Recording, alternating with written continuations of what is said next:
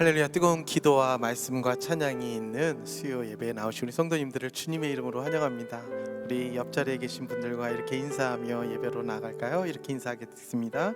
십자가의 평강이 이곳에 있습니다 라고 인사하겠습니다. 십자가의 평강이 이곳에 있습니다. 십자가의 평강이 이곳에 있습니다. 부활하신 주님께서 제자들 찾아가셔서 평강이 너에게 있을지라도 하신 그 말씀이 오늘 예배하고 기도하고 말씀 듣는 우리들에게 동일하게 임할 줄 믿습니다. 아멘. 오늘도 주님의 말씀과 은혜 앞으로 나아가는 예배, 주께서 기뻐하시는 예배로 나가십시다.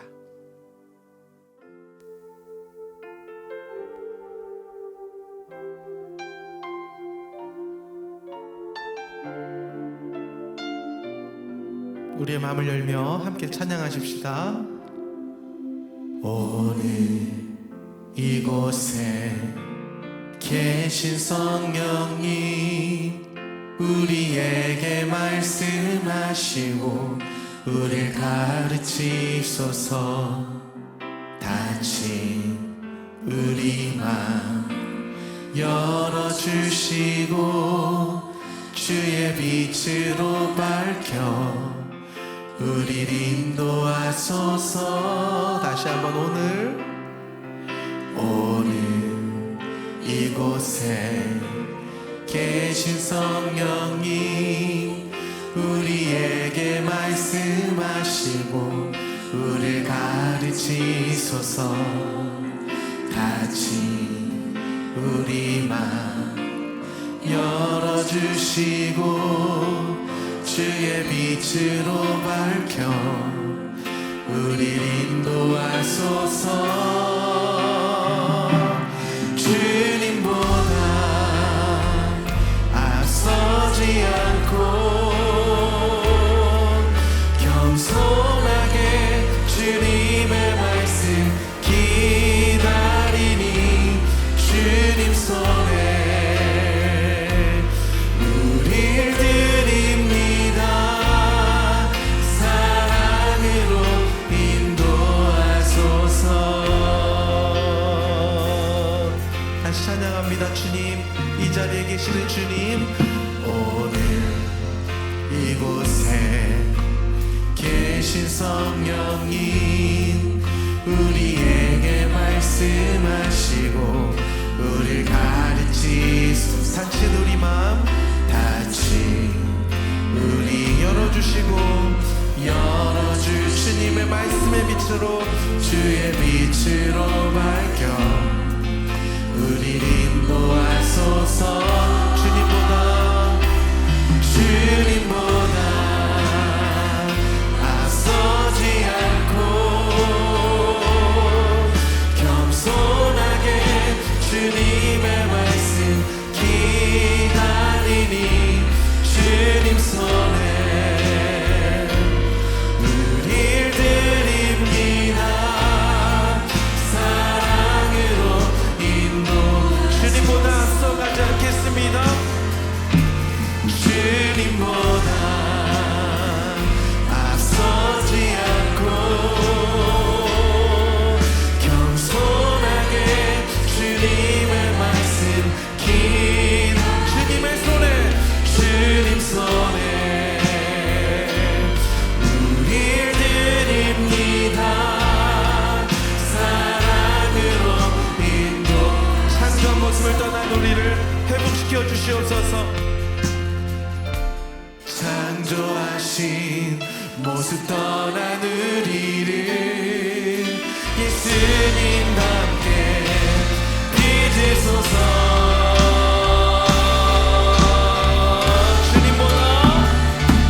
주님보다 앞서지 않고 겸손하게 주님의 말씀 기다리니 주님 손에 우릴 드립니다. 사랑으로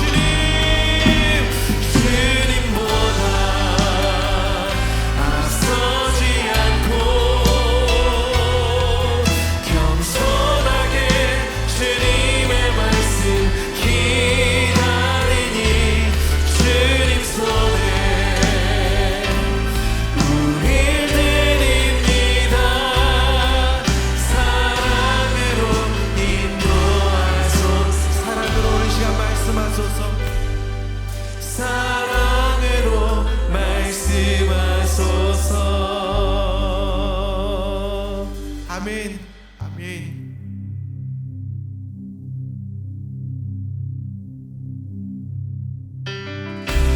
하늘보다 높으신 주 사랑, 바다보다 넓으신 주 사랑, 나를 향한 크고 높으신 사랑, 헛되고 헛된 그 모든 것 내게서 멀리 거두셨네.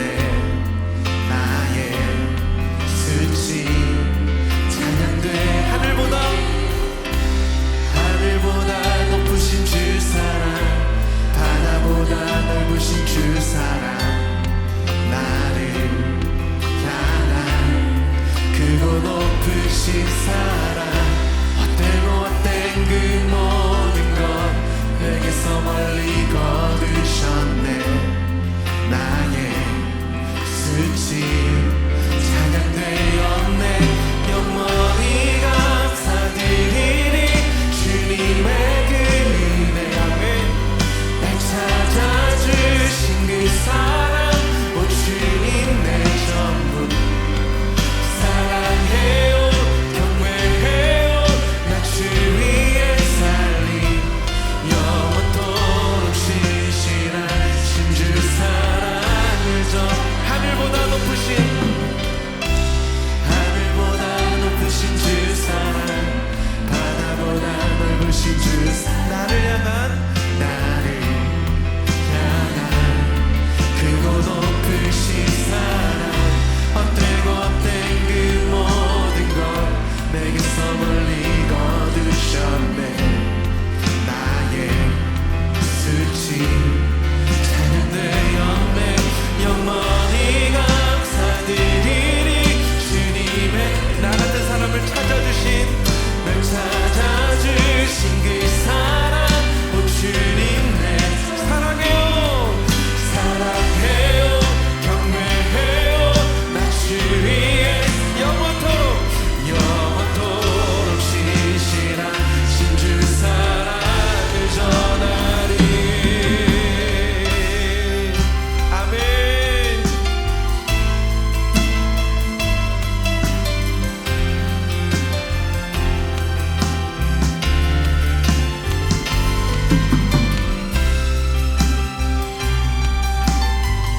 하늘보다 바다보다 그 어떤 것보다 우리를 향하신 하나님의 사랑이 크십니다. 그 사랑을 계속해서 노래하며 나아갑니다. 하나님께서 세상을 사랑하사 독생자를 주셨으니 믿는 자는 영생을 얻으리. 하나님께서 세상을 사랑하사 독생자를 주셨으니 믿는 자는 영생을 영원히 감사드리니 주님의 그 날 찾아주신 그 사랑, 오 주님 내 전 사랑해요, 사랑해요, 경외해요. 나 주 위에 살리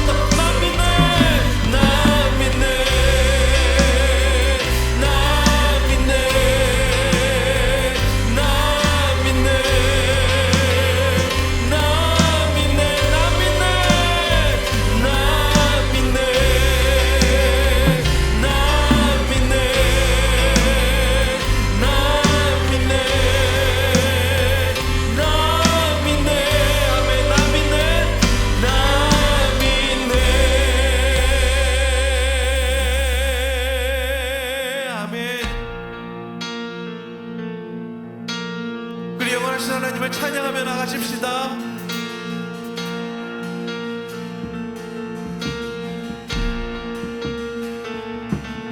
빛나는 왕의 왕 영광의 주님 온 땅 기뻐하라 온 땅 기뻐하라 온 땅 기뻐하라 광채의 옷을 입으신 주님 광채의 옷 입고 어두운 물리쳐 저 원수는 떠내 저 원수는 떠내 할렐루야 위대하신 주 찬양의 위대하신 주 모두 알게 되리라 위대하신 주 영원한 주님이 영원한 주의 주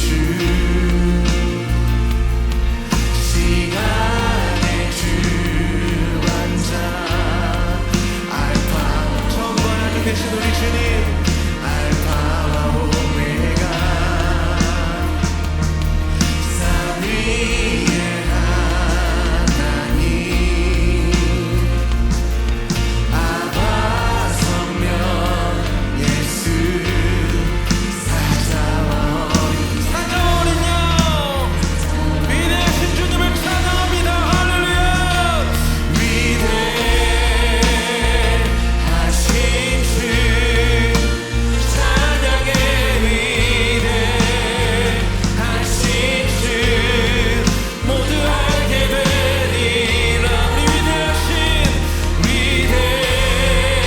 위대하신 주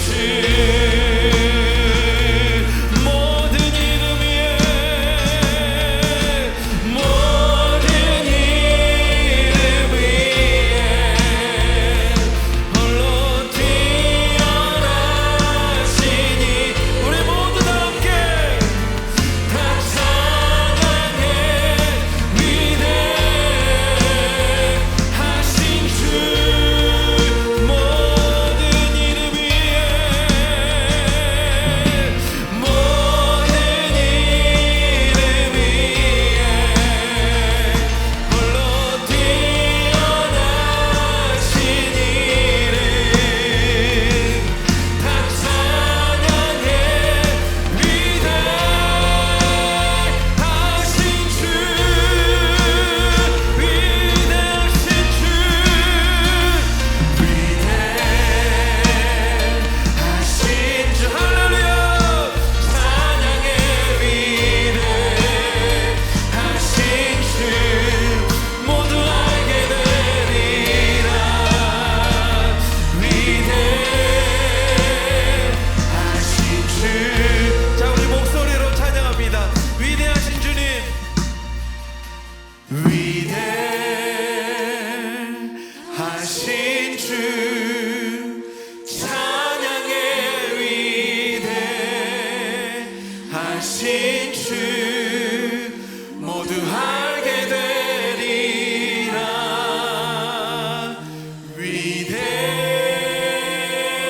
위대하신 주 우리 함께 이 시간 기도하십시다. 그렇습니다. 주님 오늘도 그 다시의 하나님 우리 가운데 다시 한번 목줄을 재셔서 우리를 말씀으로 세우신 하나님 오늘도 다시 한번 예배 가운데 하나님의 음성이 들리게 하시고 하나님 또 오늘 우리에게 들려주신 사사기의 말씀을 통하여 다시 한번 우리가 힘을 내어 하나님께 나아가는 예배가 되게 해달라고 오늘 예배 가운데 은혜 주시기를 기대하며 우리 주여 한번 외치고 예배를 위해 기도하며 나가겠습니다. 기도합니다. 주여 주님 감사합니다. 오늘 주님 앞으로 나왔던 주 앞에 우리가 엎드려 예배합니다. 주님 오늘도 주 앞에서 우리를 사랑하여 주셔서 우리가 이 자리에 있습니다. 아버지 하나님 우리가 진정으로 주 앞에 나와 주님을 경배하며 하나님을 사랑하며 나가기 원합니다. 아버지 하나님 우리에게 말씀하여 주시니 감사합니다. 아버지 하나님 우리가 다시 한번 하나님께서 주시는 말씀 가운데 귀를 기울이며 우리의 마음을 열고 또 하나님께서 응답하실 줄 믿고 간절히 기도함으로 이 시간 나아갑니다. 주님 우리 가운데 함께하여 주시옵소서. 아버지 하나님 우리 가운데 역사하여 주시옵소서. 아버지 우리 가운데 놀라운 일을 행하여 주시옵소서. 하나님 사람이 할 수 없는 일을 주께서 세우시면 주께서 일으키시면 못할 것이 없다고 하셨사오니 주여 오늘도 우리 가운데 하나님 영광을 멈추는 주시고 하나님 은혜와 하나님 영광을 못 주시옵소서. 주님을 기다립니다. 하나님 먼저 말씀하여 주시옵소서. 주님 하나님께서 역사하여 주시옵소서. 주님 우리 가운데 하나님께서 역사하여 주시고 하나님 우리 가운데 말씀하여 주시옵소서. 주님 우리 가운데 다시 한번 이 시간 하나님의 은혜와 성령께서 강하게 역사하신 예배로 인도하여 주시옵소서. 하나님 감사합니다. 하나님을 사랑한다고 하지만 늘 세상 것을 쫓다가 하나님 이리저리 막히어서 갈 데가 없을 때에 하나님께서 또한 회개하고 돌아오라고 말씀하여 주시니 감사를 드립니다. 하나님 신년부터 우리에게 회개하라 말씀하시며 다시 그러한 자들을 세우시겠다고 말씀하시는 그 말씀이 하나님의 어떠하심인가 아니라 질투하시고 우리를 사랑하시기 때문이라 말씀하여 주시고 그렇게 돌아오는 자들을 먹줄을 쳐주셔서 다시 성전을 세워주시며 그들에게 평강을 주신다 말씀하여 주셨습니다. 하나님 아버지 회개가 살 길임을 알게 하여 주셔서 우리에게 더욱더 주께서 주시는 회개가 넘쳐남으로 말미암아 흔들리지 아니하는 하나님의 평강이 세워지는 놀라운 말씀의 시즌이 되게 하여 주시옵소서. 하나님 아버지 기도합니다. 우리 베델교회를 사랑하여 주셔서 하나님께서 계속해서 큐티 묵상과 말씀 묵상의 운동을 하게 하시니 감사를 드립니다.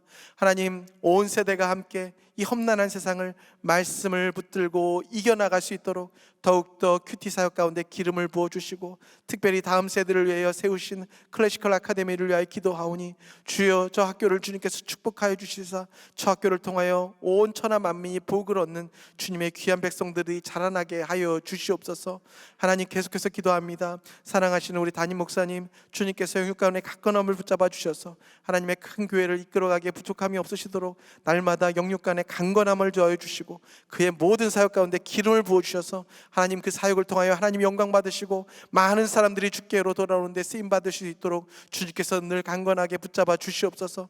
주님 모든 성도님들 또한 험난한 시대를 살아가지만 이 성전에 들어오는 모든 자들이 주께서 주시는 복을 얻는 우리 베델교회가 되게 하여 주시고 아직 예수를 믿지 않는 많은 사람들이 우리 베델교회를 통하여 예수 그리스도를 영접하게 되어지는 구원의 방주가 되도록 주님 우리 베델교회를 사용하여 주시옵소서. 주님 오늘도 말씀을 듣습니다.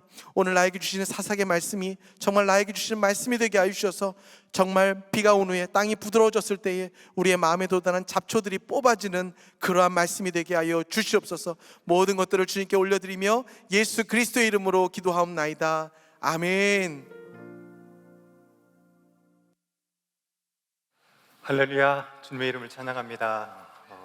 오늘 이곳에 오신 여러분들을 사랑하고 축복합니다. 요즘 시대를 뭐라고 하냐면 짤의 시대라고 해요. 그러니까 뭐든지 짤막하게 다 줄입니다. 그래서 단어들도 신조어들은 대부분 응축해가지고 짧게 줄이죠. 뿐만 아니라 영상들도 다 짤로 줄여요. 그래서 드라마 한 편을 쭉 보기보다는 유튜브에 들어가가지고 간단하게 리뷰하는 짤막한 영상들을 보죠. 그리고 극장가에 사람들이 많이 없는 이유 중에 하나가 뭐냐면 극장에 가서 2시간, 3시간 앉아있지를 못해요. 그러니까 짧은 영상으로 그냥 봐버리는 거죠. 그런데 여러분은 어떻게 보면 평일날 아침에 짤막한 예배 시간도 아니고 상당히 지난주에 보니까 시간 좀 길었더라고요. 긴 시간임에도 불구하고 이렇게 나오신 거를 보니까 너무너무 대단하세요. 그래서 옆에 분하고 이렇게 인사해 보시죠. 정말 대단하십니다 라고 하지 마시고 지난주처럼 은혜입니다 이렇게 한번 인사해 보시죠. 예, 감사합니다. 오늘 그 은혜라고 고백하신 분들에게는 오늘 한 시간이 1분과 같이 느껴지는 은혜가 있을 줄 믿습니다. 말씀이 꿀송이보다 더 단 은혜가 있을 줄 믿습니다. 예. 오늘 두 번째 시간은 스토리가 무슨 스토리냐면 승리 스토리예요. 그런데 사사기를 영웅담으로 이렇게 여기게 되는 이유가 바로 이 이유 때문에 그래요. 사사기에 등장하는 승리 스토리를 딱 보면서 사사가 우리 이 시대의 영웅이다 이렇게 여기게 되는데, 실은 오늘 이 사사들의 외적인 조건들을 좀 살펴보고, 이들이 영웅시 될 만한가, 외적인 조건들을 좀 살펴보고, 이들이 그 당시 때 맞서 싸웠던 무기들을 잠깐 살펴보면서 진정한 승리는 누구의 것이었나 라는 주제를 가지고 오늘 승리 스토리를 이어가 보도록 하겠습니다. 자, 첫 번째 등장하는 사사는 바로 에훗이에요. 사사기 이제 3장 12절을 보면 이렇게 돼 있죠. 이스라엘 자손이 또 여호와의 목전에 악을 행하니라. 이스라엘 자손이 여호와의 목전에 악을 행함으로 여호와께서 모압 왕 에그론을 강성하게 하사 그들을 대적하게 하심에 에그론이 암몬과 아말렉 자손들을 모아가지고 와서 이스라엘을 쳐서 종려나무 성읍을 점령한지라 이렇게 돼 있어요. 자, 여기 문장에서 잘 보면 반복되는 반복구가 있죠. 첫 번째 사사가 누구냐면 온니엘이었고, 두 번째 사사가 누구냐면 오늘 보는 에훗인데, 두 번째 사사가 되자마자 반복되는, 두 번 딱 반복되는 게 뭐냐면 여호와의 목전에서 악을 행하였다라는 이 대구가 두 번 이렇게 반복돼요.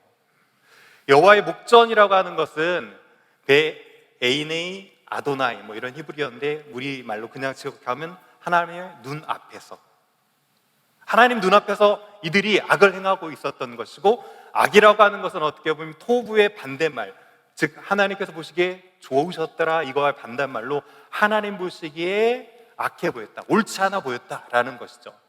그런데 이렇게 하나님께서 원하시지 않는, 좋게 여기시지 않는 길로 이스라엘 백성들이 갔을 때 하나님께서 내리신 처방전이 무엇이었냐면 바로 암몬의 에글론 왕을 통해서 어디를 점령하게 하셨죠? 자, 어느 성을 점령하도록 되어 있습니까? 잘 보시면 종려나무 성읍이에요. 자, 종려나무 성읍이 과연 어디일까요? 여러분이 종려나무 성읍 이렇게 하면 잘 이해하지 못하실지 모르겠지만 신명기에서 34장 3절을 보면 종려나무의 성읍 여리고 이렇게 등장해요. 자, 그러면 이 종려나무 성읍이 어디입니까? 여리고예요. 하나님께서는 하나님 보시기에 악한 길로 갈 때 여리고성을 암몬의 에글론 왕을 통해서 점령하도록 하셨어요. 여러분, 이렇게 스토리를 들으면 별로 놀랍지도 않죠? 그런데 실은 놀라셔야 돼요. 자, 이 여리고 성읍이 어떤 성읍입니까? 가장 오래된 성읍이라고 하는 기네스북에 올라와 있기도 하지만, 이 여리고 성읍은 어떻게 그들이 정복하게 됐죠? 가나안을 입성하는 첫 번째 성읍이었고요, 점령한 첫 번째 성읍이었고, 그들의 힘과 무기로 점령한 것이 아니라 일주일에 6일 동안 한 바퀴, 7일에 7바퀴 여호와의 칼이 외치자 성이 앞으로 무너져 내렸어요. 즉 이 여리고 성읍은 무엇이냐면 싸움 없이 믿음으로 순종할 때 주신 성읍이 바로 이 성읍이라는 사실이에요. 자, 그래서 종려나무 성읍은 여리고고, 이 성은 바로 싸움 없이 믿음으로 순종할 때 주어진 성읍이었어요. 자, 이제 조금 감이 오시나요? 믿음으로 싸움 없이 순종했을 때 얻은 이 성읍을 하나님께서는 이제 그들이 하나님의 눈에 보시기에 악하게 행함을 어떻게 하셨죠? 리턴 시킨 거예요. 자, 왜 하나님께서는 이렇게 하셨을까요? 본전 생각이 나셨을까요? 하나님께서 그래도 내가 이렇게 선물로 줬는데 니들 안 되겠어, 안 되겠어, 가져와 라고 해서 본전 생각이 나서 그것을 뺏으셨을까요? 하나님께서는 주시기도 하시는 분이시고 취하기도 하시는 분인 줄 믿습니다. 그런데 왜 하나님께서 이것을 취하셨죠? 그들이 정체성을 잊고 하나님의 선한 길로 가야 됐음에도 불구하고 그러지 못할 때 하나님께서 취하시는 것이죠. 하나님께서 정말 우리 가운데 많은 것들을 누리게 하시고 은혜로 정말 받은 것들이 참 많은 게 저와 여러분인데, 하나님께서 행여 여러분이 소중하게 여겼던, 마치 하나님께서 은혜로 주셨던 그 선물을 딱 취하시거든 한번 생각해 보시라는 거예요. 혹시 내가 하나님의 말씀의 길에서 벗어난 것은 없는지, 내가 나의 그리스도인으로서 은혜를 입은 자로서 취해야 될 정체성은 무엇인지를 한번 고민해 볼 수 있는 사인 정도는 되지 않을까라는 생각이 듭니다. 자, 그런데 이제 본격적으로 이제 에웃에 대해서 구체적으로 한번 살펴보는데, 에웃은 이런 사람이었습니다. 자, 사사기 3장 15절을 보면 이스라엘 자손이 여호와께 부르짖음에 여호와께서 그들을 위하여 한 구원자를 세우시리니 그는 곧 벤야민 사람 게라의 아들 왼손잡이 에웃이었다 라고 하면서 에웃을 명확하게 뭐라고 하냐면 왼손잡이라고 했어요. 자, 그런데 우리말 성경으로 번역할 때는 한 단어죠. 왼손잡이. 그런데 이 왼손잡이라는 단어를 히브리 원어로 표현하기 위해서는 실은 네 단어가 사용됐어요. 자, 네 단어가 사용됐는데 이시, 이테르, 야드, 야노미 이런 단어가 사용됐는데, 이시 하면 사람이라는 뜻이고, 이테르 하면 제한됐다, 그다음에 야다 하면 손, 야노미 하면 오른손이에요. 그래서 그 뜻이 무엇이냐면 실은 오른손 사용이 닫힌, 즉 제한된 사람, 이러한 뜻을 가지고 우리말 성경에서 이걸 어떻게 번역했어요? 왼손잡이로 이렇게 번역을 했어요. 자, 그런데 이 단어는 실은 두 가지 의미로 해석될 수 있어요. 자, 어떻게 해석될 수 있냐면 여러분이 잘 아시는 것처럼 오른손이 불구인 왼손잡이, 즉 이것을 장애로 해석할 수 있다는 사실이에요. 저희 아들이 악필이에요. 악필인데 왜 악필이냐면 실은 제 아들은 왼손잡이였어요. 그러니까 뭐 어렸을 때는 아랍권에서 이스라엘 문화권에서 자랐으니까 왼손을 쓰는 게 오히려 필기를 이렇게 하기 되게 편하잖아요. 근데 왼손을 쓰는 게 제가 용납이 안 돼가지고 쓸 때마다 네 해가지고 왼손을 못 쓰게 만들고 오른손으로 글씨를 쓰게 만들었어요. 우리 정서상에서는 왼손잡이는 뭔가 좀 부족한 거를 생각하셨죠? 저만 그랬나요? 여러분도 그렇게 생각하시지 않았어요? 제 친구 중에 의사가 꿈인 친구가 있어요, 고등학교 때. 근데 걔가 배운 게 있어요. 의사가 꿈인데 뭘 배웠겠습니까? 의사가 꿈인데 하라는 공부는 안 하고 뭘 드립다 했냐면 고3 때 그것도 피아노를 계속 배우는 거예요. 그래서 제가 물어봤죠. 야, 너 의대 간다면서 왜 피아노를 배우냐? 희한하다 라고 했더니 걔가 한 말이에요. 의료 기구들이 오른손에 맞춰서 나오기 때문에 자기는 왼손잡이인데 의사가 될 때 제대로 수술을 못할까 봐 어떻게 한다? 오른손을 개발하기 위해서 피아노를 배운다. 물론 요즘 시대에는 왼손, 오른손 다 쓸 수 있도록 나오겠죠. 아무튼 우리 인식 가운데는 왼손잡이라고 하면 뭔가 부족하다라는 생각을 할 수 있어요. 그런데 에웃이 왼손잡이였던 것은 유리한 점이 있었을 수 있는데, 어떤 성경에는 아예 왼손이 있었고 오른손은 비정상이었다라고 하니까 오른손이 비정상이니까 에글론 왕 앞에 나갈 때 다른 사람들이 어떻게 봤을까요? 저 장애인이 뭘 할 수 있겠어 이렇게 봤겠죠. 그리고 나서 당연히 병소에 오른손잡이면 칼을 왼쪽에 이렇게 숨기잖아요. 근데 왼쪽에 숨기지 않고 어떻게 했어요? 오른쪽 허벅지에다가 한 큐빗이면 여기서 여기거든요. 이렇게 딱 들어갈 양날 검을 딱 숨겨가지고 들어갔다는 거죠. 그 의심 없이 가가지고 에글론을 한 방에 찔러가지고 왼손으로 찔렀겠죠. 한 방에 찔러가지고 등까지 나와버리는 이런 일들을 펼칠 수 있었겠다라고 해석할 수도 있겠어요. 자, 그런데 여기서 반전의 해석이 있습니다. 두 번째는 뭐냐면 훈련된 용사를 뜻한다라고 해석할 수가 있어요. 이 해석은 잘 못 들어보셨을 건데 왜 그러냐면 벤야민 지파가 700명의 왼손잡이 용사가 있었다라고 사사기 20장 16절에 나오거든요. 자, 여기서 제가 다친을 제한된이라는 단어도 해석하기도 했는데 부모님이 반대로 오히려 오른손을 제한시킨 거예요. 너 왼손로만 써, 오른손을 쓰지 마 라고 했다는 거예요. 자, 그리고 이것이 벤야민 지파의 700용사를 만들어냈다. 지금 에웃이 벤야민 출신이거든요. 자, 그런데 왜 이런 일이 펼쳐질 수 있는가? 자, 오른손잡이하고 왼손잡이하고 싸우면 누가 유리할까요? 자, 다시 한번. 오른손잡이하고 왼손잡이가 싸우면 누가 유리할까요? 왼손잡이가 유리하대요. 자, 그러니까 싸움에서 유리한 승리를 거두도록 하기 위해서 오른손을 이 부모가 제한적으로 쓰지 못하도록 하고 왼손만 쓰도록 했어요. 자, 이렇게 해석하는 이유 중에 하나가 이제 그 당시 때 고대 성문의 구조를 잘 보시면 알아요. 자, 보시는 이 성문이 어디냐면 부엘세바, 텔 부엘세바 하나에 직접 사진으로 찍은 거, 하나는 구조도처럼 되어 있는 건데 입구가 이렇게 되어 있습니다. 자, 입구가 어떻게 되어 있냐면 이렇게 들어가면서 일직선으로 뚝 들어가는 게 아니라 오른쪽으로 한번 꺾였다가 다시 꺾였다가 다시 이렇게 꺾여서 들어가죠. 자, 오른쪽으로 꺾여요. 자, 그러면 이 성을 들어갈 때는 어떻게 해야 되죠? 방패를 어느 쪽으로 막아야 될까요? 이쪽에서 공격을 하니까. 자, 보십시오.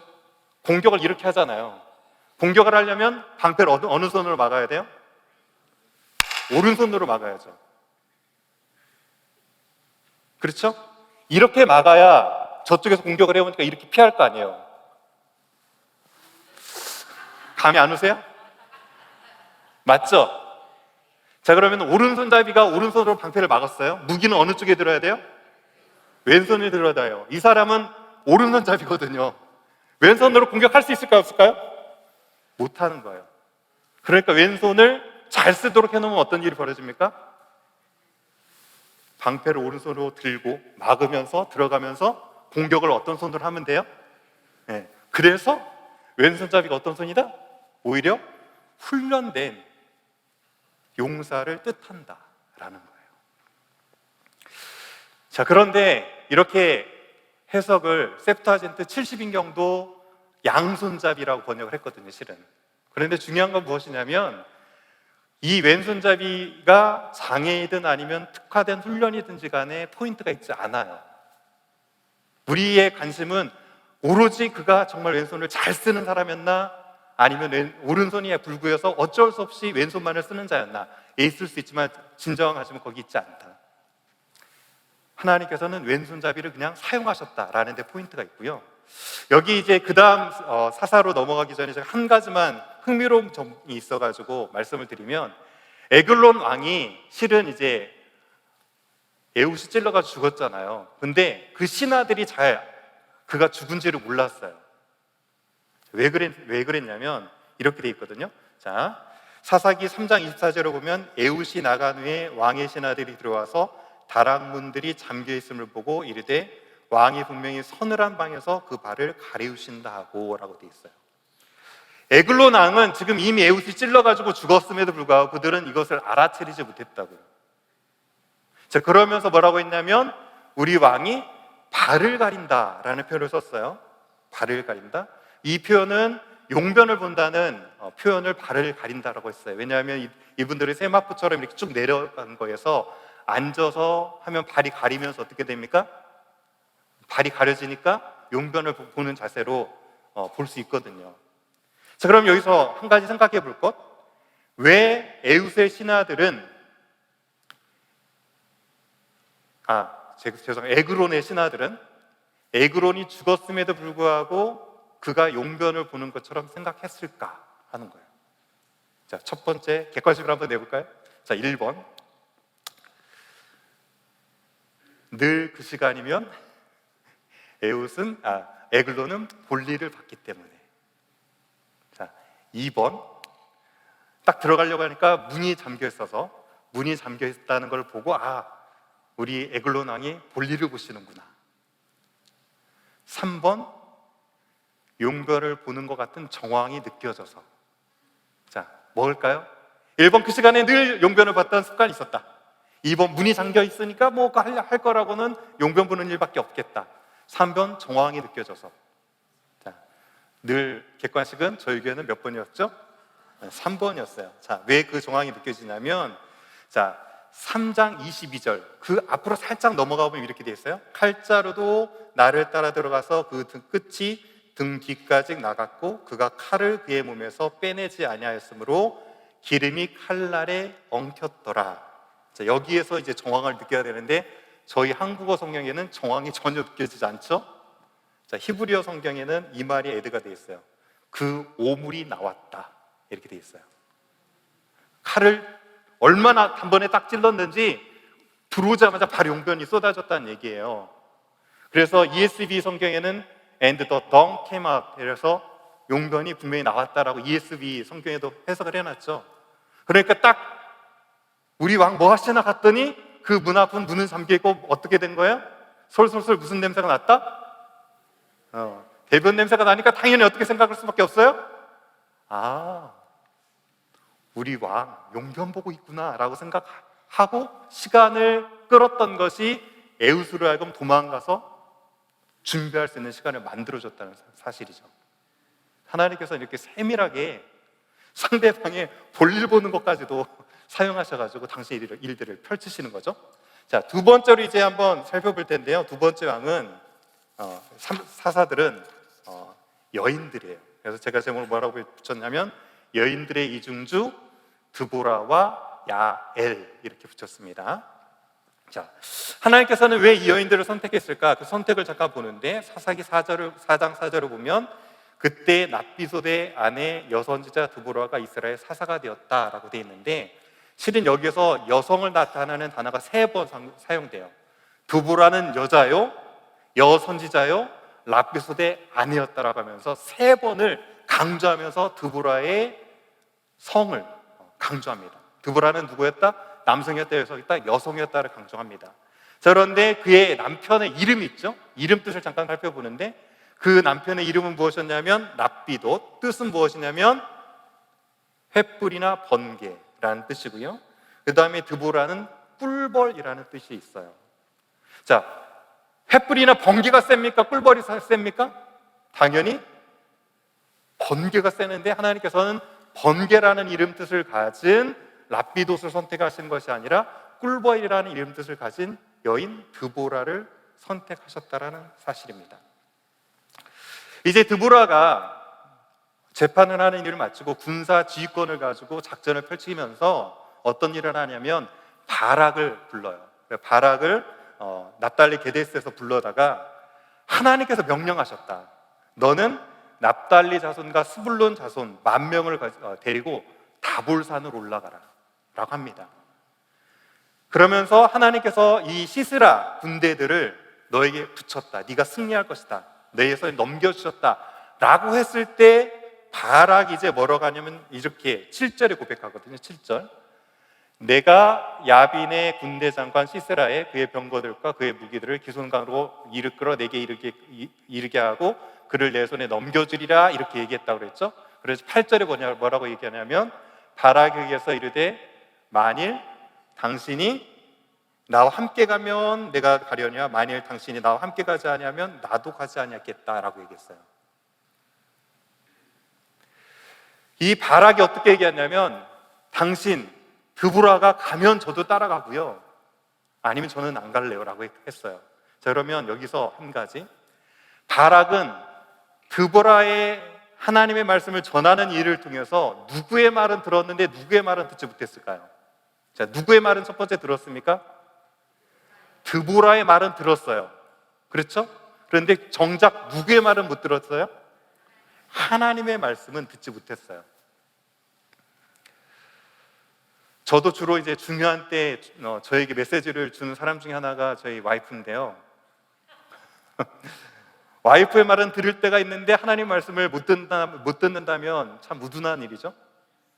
여기 계신 남성분들이요, 우리가 각성을 좀 해야 되는데 하나님께서 왜 드보라를 선택했고 드보라를 통해서 하나님 말씀을 전해줬을까요? 정작 그 말씀을 들어야 된 바락이나 남성들이 잠자고 있었던 시대였기 때문에 하나님께서는 누구를 지금 쓰고 계신 거예요? 여성 우리 권사님 집사님들 너무 지금 막 기가 막 살고 계시는데 여성분들을 선택해서 하나님 음성을 증거하도록 하셨다는 사실이에요. 영적인 가장이고 하나님께서 그 영적인 가장으로 남편을 세워주셨는데 우리가 영적으로 잠들어 있을 때가 참 많다는 사실이에요. 그때 하나님께서 돕는 배필을 통해서 말씀하실 때가 있을 것인데 그 말을 아내의 말로만 듣지 말고 하나님의 우리와 같은 말씀으로 듣고 우리를 잠에서 깨울 수 있는 저와 여기 계신 남성분들 되어지기를 주님의 이름으로 축원합니다. 예, 딱 여자분들 몇 분하고 가장 큰 목소리로 우리 존경하는 교수님께서 아멘 해주셨는데, 아무튼 우리 교수님께서는 사모님 말씀을 하나님 말씀처럼 잘 듣고 계셔서 늘 평안하실 수 있습니다. 자, 그러면 이제 두 번째 스토리로 좀 이어가 보면, 그러면서 바락에게 드보라가 한 얘기가 있어요. 뭐라고 얘기했냐면, 너는 이번 가는 길에서는 영광을 취하지 못할 것이고 하나님께서 시스라를 여인의 손에 넘겨주겠다라는 얘기를 해요. 자, 그래서 이제 그 넘겨진 여인의 스토리를 잠깐 살펴보려고 하는데요. 그 여인의 이름이 뭐냐면 야엘이에요. 야엘. 이 야엘의 손에 의해서 누가 죽게 되냐면 시스라가 죽게 되거든요. 자, 그 스토리를 살펴볼 건데 이름 뜻을 잠깐 또 한번 살펴볼게요. 바락이라고 하는 뜻은 뭐냐면 번개라는 뜻이에요. 번개. 자, 그리고 야엘은 산염소라는 뜻이에요. 자, 번개가 셉니까? 산염소가 셉니까? 당연히 번개. 그런데 하나님께서는 어떻게 하셨어요? 번개 같은 바락, 남성을 쓰신 것이 아니라 산염소 같은 야엘, 여인을 사용하셨다는 사실이에요. 자, 이제 시스라가 비를 맞고 많이 지친 상태에서 막 도망가가지고 야엘의 장막에 딱 거하게 됩니다. 물 좀 주세요라고 했더니 야엘이 지혜롭게 물을 준 것이 아니라 무엇을 줬어요? 산염소가 무엇을 줬어요? 젖을 줬어요. 그렇죠? 그 준 젖을 먹고 어떻게 됩니까? 깊이 잠들게 되죠. 실은 그래서 드보라는 꿀벌이고 야엘은 뭡니까? 산염소. 이스라엘은 젖과 꿀이 흐르는 땅이죠. 지금 젖과 꿀을 책임지는 게 남자가 아니었고 누가 이 모든 걸 책임지고 있다는 걸 보여준 겁니까? 여인들이 그 땅에 젖과 꿀이 흐르는 역할을 감당하고 있다는 것을 언어적인 이름 안에서도 표현되고 있는 것이죠. 자, 그레코의 준 젖을 먹고 깊이 잠들게 됐어요. 그때 이 여인이 사용했던 게 뭐냐면 이제 말뚝을 사용해가지고 관자놀이를 뚫어가지고 죽게 되죠. 그런데 잘 보면 여기서 땅에 박히니 그가 기절하여 죽으니라고 돼 있어요. 자, 관자놀이를 말뚝으로 한 번에 뻥 박았는데 기절해서 죽겠습니까? 그래서 제가 여러분 프린트에 나눠줄 때 기절하여를 지웠죠. 원어 성경에는 없는 단어예요. 기절하여라는 게 없는데 왜 누가 번역을 하면서 거기 집어넣는지 모르겠어요. 차라리 집어넣으려면 말뚝으로 쳐박자 어떻게 됐다? 그 자리에서 직사했다, 뭐 이런 표현이 있어야 될 것 같긴 한데 아무튼 왜 그랬는지 모르는데 기절하여서 죽었다라는 표현을 했어요. 자, 근데 그 당시 때 여인들의 주된 업무가 뭐였냐면 가사였습니다. 가사 노동을 해야 돼요. 자, 그렇기 때문에 성경에서 현숙한 여인이라고 나올 때는 어떤 여자가 현숙한 여인이냐면, 자, 잘 보세요. 우리가 생각하는 심사임당이 현숙한 여인이 아니고 팔뚝이 굵은 여자가 현숙한 여인이었어요. 뭐라고요? 팔뚝이 굵은 여자가 현숙한 여인이었어요. 왜 그러냐면 그 당시 때 주식이 이제 빵이었는데 밀가루를 사다가 빵을 만드는 게 아니었거든요. 어떻게 해야 돼요? 위를 가져다가 맷돌로 하루 종일 갈면 이제 가루가 되면 그거 가지고 빵하고 또 갈고 했었어요. 그러니까 팔뚝이 굵은 여인이 실은 성경에 나오는 현숙한 여인이었다. 자, 텐트를 쳤던 유목민에게는 어떤 여인이 현숙한 여인이었을까 상상해 보면 텐트 줄을 꽉 잡아가지고 이제 매요. 그리고 말뚝을 딱 하면 그 말뚝을 누가 박았어야 될까요? 여인들이 박았어야 돼요. 근데 이제 여인들이 말뚝을 한 번에 펑펑 박으면 현숙한 여인인데 말뚝 박으라고 그랬더니 자꾸 딴 데나 치고 쳐도 박아도 요만큼 들어가고 이런 여인은 현숙한 여인이 아니었어요. 그런 관점에서 보면 야엘은 현숙한 여인으로 말뚝을 잘 박는 여인이었어요. 자, 그래서 제가 그 밑에 뭐라고 썼냐면 이제 하나님께서는 우리의 작은 것과 무엇을 사용하신다? 자, 다윗이 골리앗을 물리칠 때도 목동으로 무엇을 가지고? 물맷돌을 가지고 골리앗을 무찔렀어요. 이건 정말 작은 것이었죠. 자, 그런데 이 작은 일을 더불어서 한 가지가 반드시 애드돼야 되는 게 있는데 성실이죠. 말뚝 박는 일이 됐든 아니면 물매를 돌리는 일이 됐든 자기가 있는 자리에서 맡겨진 일이 아무리 작을지라도 그 작은 것을 하나님께서 내게 주신 것으로 알고 성실히 임할 때 하나님께서는 그 성실함을 통해서 역사하신다는 사실이에요. 오늘 2023년 여러분을 부르신 곳이 어떤 곳입니까? 나는 이 정도의 일을 담당할 사람이 아닌데, 나는 오히려 더 큰 물에 가서 놀아야 될 사람인데 라고 생각하실지 모르지만 여러분이 정작 부름받아 있는 곳이 작고 여러분이 할 수 있는 일이 아무것도 없는 것처럼 보일지라도 그곳에서 이 모든 것을 맡기신 분이 하나님이심을 믿고 그 일을 성실히 감당할 때 여러분이 생각하지 못하는 것 이상으로 하나님께서 그 일을 통해서 큰 일을 펼쳐주실 줄 믿습니다.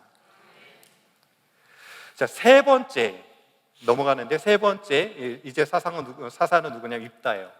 입다하면 기본적으로 무엇을 살펴봐야 되냐면 입다가 드렸던 서원, 그리고 딸을 인신제사로 드렸나 안 드렸나 라는 이런 문제를 살펴봐야 되는데, 그런 것들을 생략하고 그냥 그의 출신만 간단히 살펴봅니다. 자, 사사기 11장 1절에 보면 길앗 사람 입다는 큰 용사였으니 기생이 길앗에게서 낳은 아들이 있었고 길앗 안에도 그의 아들들을 낳았더라. 그 아내의 아들들이 자라매 입다를 쫓아내며 그에게 이르되 너는 다른 여인의 자식이니 우리 아버지 집에서 기업을 잊지 못할 것이다 라고 했어요. 자, 입다의 소생은 누구였냐면 기생수생이었어요. 그리고 나서 이것으로 인해서 가족들 간에 미움을 받아서 쫓겨났고 그 기업을 잊지 못했습니다. 자, 그런데 단순히 기업을 잊지 못한다는 것은 경제적으로 네게 분깃이 없다라는 의미보다도 그 이상으로 사회적으로 너는 더 이상 우리 가문의 보호를 받을 수 없다라는 말이에요. 그러므로 그 당시 때 경제적인 분깃을 받지 못하고 가족의 보호를 받지 못한 사람이라면 죽은 것과 마찬가지 신세였어요.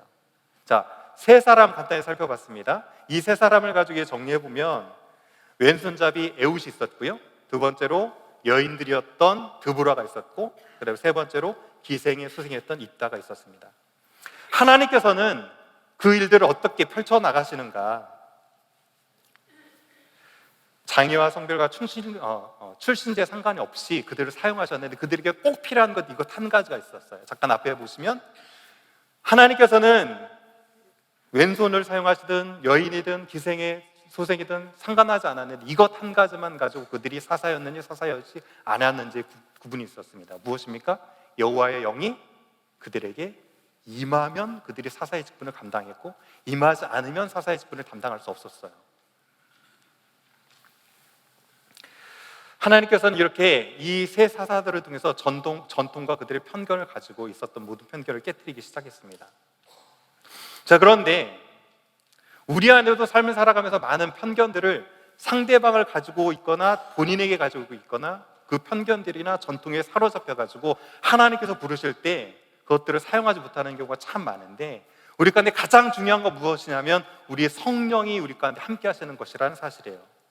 자, 그런데 성령이 함께하는 자의 가장 큰 특징을 고린도전서에서는 무엇이라고 얘기합니까? 고린도전서 12장 3절에서는 하나님의 영, 성령이 아니고서는 무엇을 할 수 없다? 예수를 주로 시인할 수 없다라는 사실이에요. 자, 우리 가운데 우리 출신과 우리의 어떤 위치에 있든지 간에 가장 중요한 것이 무엇입니까? 승리의 비결은 우리의 조건이 있는 것이 아니에요. 여러분이 얼마를 가졌나, 가지지 못했나, 여러분이 어떤 힘을 가지고 있나, 가지고 있지 못하나, 이게 중요한 것이 아니고 무엇이 중요하다는 사실입니까? 예수 그리스도를 주로 시인하는가, 아니는가. 예수 그리스도를 주로 시인한 자라면 사회적인 편견과 전통으로 볼 때 전혀 승리할 수 없는 그 사람이라고 할지라도 예수 그리스도의 능력으로 말미암아 승리할 줄 믿습니다. 하지만 세상의 모든 것을 다 가졌다고 할지라도 예수를 주로 시인하지 않는 자라면 결코 순간의 승리는 있을지 모르지만 그 승리는 영원할 수 없다는 사실이죠. 오늘 부족한 자들을 불러서 승리하게 하시는 이 사사의 첫 번째 모습을 보면서 우리 안에 예수를 주로 시인하는 성령의 능력이 더욱더 충만해지기를 주님의 이름으로 간절히 축원합니다. 자, 이제 두 번째 챕터로 좀 넘어가 보도록 하겠습니다.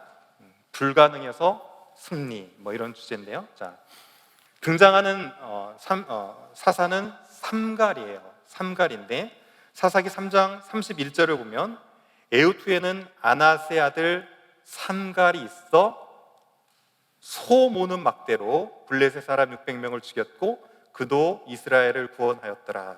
자, 무엇으로 이겼다고요? 소 모는 막대. 자, 한번 상상해 보십시오. 소 모는 막대기로 싸우는 게 유리합니까? 철병거를 타고 싸우는 게 유리합니까? 당연히 천병거를 타고 싸우는 게 승산이 훨씬 높죠. 비교할 수도 없죠. 그런데 하나님께서는 소 모는 막대기로 어떻게 했어요? 이 불가능한 일을 통해서 블레셋 600명을 죽였어요. 자, 그런데 블레셋에 가지고 있는 이미지가 하나 있는데요. 블레셋은 주전 12세기경에 미케네라고 하는 문명을 가진 사람들이 웬 이유인지는 어떤 이유인지는 몰라요. 어떤 이들은 화산이 터졌다라고도 얘기하고 거기서 살 수 없는 것을 이유가 발생해서 이집트 쪽으로 1차 점령을 시도했다가 그 점령이 온전히 이루어지지 않자 가나안 팔레스타인의 이제 서안 해안 쪽에 정착한 사람들이 블레셋이다라는 얘기를 하는데 이 블레셋이 가지고 있었던 신의 상징이 무엇이냐면 바로 소예요. 페니키아 공주 중에 에우로페라는 공주가 있는데 이 에우로페라는 공주가 이제 제우스가 소로 변해 있었던 그 소의 힘이 있는 모습을 보고 그 소에게 반해버립니다. 자, 그래가지고 이 제우스가 소로 변한 이 소의 등에 타가지고 오늘 미켄에 있는 그 섬으로 가가지고 첫 아이를 낳고 그 아이가 미노스라는 왕조예요. 그 왕조의 후예들이 누구냐면 블레셋이고 블레셋의 신의 상징 중에 하나는 힘을 상징하는 소가 그들의 우상이었다는 사실이에요. 자, 그래서 알파벳 같은 경우도 어떻게 되면 A자가 무슨 모양을 본다는 상형문자입니까? 소의 모습을 본다는 게 A자의 모습이거든요. 그 정도로 그 사람들은 소를 신성시 여겼어요. 그런데 무슨 일이 벌어졌습니까? 소모는 막대기로 소를 우상으로 섬기던 자들이 600명이나 죽어버렸던 거죠. 이렇게 불가능한 것처럼 보였던 일이 펼쳐졌다는 사실입니다. 자, 이제 그 다음 사사로 한번 넘어가 보는데 사사로 넘어가기 전에 제가 사진 한 장을 보여드립니다. 자, 실은 제가 이 사진을 5년 전에 찍었거든요. 이 사진을 언제 이용할 수 있을까라고 기다렸는데 드디어 여러분 보시기에 아무 사진도 아닌 것처럼 보일지 모르지만 이게 무기토에 있는 성에서 파노라마로 지금 사건의 배경이 된 이스라엘 평화를 쭉 찍은 거예요. 자, 전혀 감탄스럽지도 않죠. 이런 사진이야 이렇게 하시는데 이런 사진 이렇게 볼 수 있는 곳이 많지 않고요. 자, 그런데 이제 이 배경을 잠깐 살펴드리는데 이 이스라엘 평야는 산지로 뺑 둘러싸였어요. 자, 첫 번째 보이는 저곳이 나사렛 산지입니다. 나사렛 산지. 자, 그 다음에 두 번째 조금 볼록 나온 거 보이세요? 자, 거기가 다불산. 그 다음에 세 번째가 모래산. 자, 그 다음에 네 번째가 길보아산. 끝으로 사마리아 산지. 자, 이렇게 산지를 쭉 둘러볼 수 있는 곳이 무기토라는 곳에서 제가 본 것이고, 이 산지에서 비가 오면 어떻게 되냐면 흙들이 전부 쌓여가지고 삼각형으로 된 곳에 모이기 시작하는데 그 토양에 기름진 것들이 모이는 곳이 이스라엘 평야고 그 비들이 깔때기를 이어서 빠지는 강이 어디냐면 기손강이에요. 자, 이 단어들을 제가 조금 편하게 외울 수 있도록 이제 여러분 가운데 한번 해보도록 하겠습니다. 자, 다 보인다 다볼산. 한번 저 따라해 보세요. 다 보인다 다볼산. 자, 첫 번째 다볼산이었죠. 자, 오늘 말고 내일 말고 모래산. 네, 자, 오늘 말고 내일 말고 모래산. 자, 길게 보이네 길보아산. 예, 이 단어들을 여러분이 잘 가지고 있으면서 이 산들을 보면 여러분이 사사기를 부터 사무엘상하 열왕기까지 등장하는 산들의 이름들 중에 중요한 산들의 이름을 외우시는 거예요. 자, 그런 점에서 다시 한번, 자, 다 보인다 다볼산, 오늘 말고 내일 말고 모래산, 길게 보이네 길보아산. 자, 그리고 이것이 충족토가 되는 곳이 어디다? 이즈르엘 평야인데, 이즈르엘 하면 뭐냐면 씨를 뿌리다. 엘 하면 하나님. 그래서 하나님이 씨를 뿌리는 곳이 어디냐면 이스라엘 평야다라고 해서 최대 이스라엘의 곡장지역이 어디냐면 이곳 이스라엘 평야예요. 자, 이것을 이제 잘 염두에 두시면서 그 다음 사건으로 이제 넘어가 봅니다. 자, 이곳에서 있었던 것이 아까 여인 드보라와 그다음에 야엘이 바락을 통해서 이루어냈던 승리인데, 이들이 가지고 있었던 무기는 무엇이었냐면 이제 농기구가 주 무기였고 반면에 시스라는 병거였어요. 자, 한번 봅니다. 사무엘상 사사기 4장 12절을 보면 아비노함의 아들 바락이 다볼살에 오는 것을 사람들이 시스라에게 알림해 시스라가 모든 병거 곧 철병거 900대와 자기와 함께 있는 모든 백성을 하롯의 닥고임으로부터 기손강으로 모으니라. 자, 아까 봤던 산 이름 나왔죠? 자, 어떤 산이 나왔어요? 다 보인다, 다볼산 나왔잖아요. 그렇죠? 자, 다볼산은 이렇게 볼록 솟아가지고 그곳에서 보면 진짜 다 보이는 곳이 다볼산이거든요. 자, 물어봅니다. 이렇게 볼록 나온 이 다볼산, 이게 다볼산의 모습인데요. 자, 이 다볼산 위에서 전투를 치르는 게 낫습니까? 아니면 밑에서 전쟁을 하는 게 낫습니까? 위에서 있는 게 방어가 훨씬 쉽죠? 그런데 하나님께서 뭐라고 하냐면 시스라를 너희 손에 붙어줬으니까 다볼산에서 내려가라고 하는 거예요, 지금. 그러니까 생각해보니까 말도 안 되는 거예요, 지금. 저들은 평지에서 잘 달리는 병거를 탄 병거 부대고, 우리는 있어봤자 끽해야 농기구인데 어떻게 싸우라고 이곳에서 내려가라고 하는가? 이 다볼산은 경사도가 심해가지고 잘 보시면 가운데 직책으로 이렇게 돼 있죠. 올라가죠? 이곳에 성지순례를 가게 되면 일반 버스로도 못 올라갑니다. 그래서 밑에다 차를 받쳐놓고 주차장에 받쳐놓고 소형 차를 타가지고 나눠가지고 올라가는 곳이 이곳이에요. 왜 그렇게 해요? 길이 직선으로 내기에는 경사도가 너무 심하니까 그렇게 만들어 놓은 것이거든요. 그러니까 이기려면 어디에 있어야 돼요? 이 위에 있어야 되는 거죠, 다볼산에. 근데 하나님께서 어떻게 하냐면 이 천연 요새 같은 것을 버리고 내려가면 너희 가운데 그들을 붙였다라는 얘기를 하시는 거죠. 자, 그러면 과연 하나님께서 이스라엘 백성들을 이렇게 말도 안 되는 싸움에서 이기했던 무기가 무엇인가? 하나님의 무기를 잠깐 살펴봅니다. 자, 하나님의 무기. 자, 사사기 4장 15절을 보면 여호와께서 바락 앞에서 시스라와 그의 모든 병거와 그의 온 군대를 칼날로 혼란에 빠뜨리게 하심에 시스라가 병거에서 내려서 걸어서 도망한지라. 칼날로 혼란에 빠뜨리게 했다고 그랬는데 여기서 이제 잠깐 살펴보면 이 칼날이 무엇이었을까라고 상상해 볼 수 있는데, 상상할 수 있는 첫 번째 요소는 무엇이냐면 시스라가 병거에서 내려서 도망갔대요. 왜 잘 달리는 병거를 놔두고 도망갔을까? 내려서, 그것도 빨리 도망가야 될 텐데.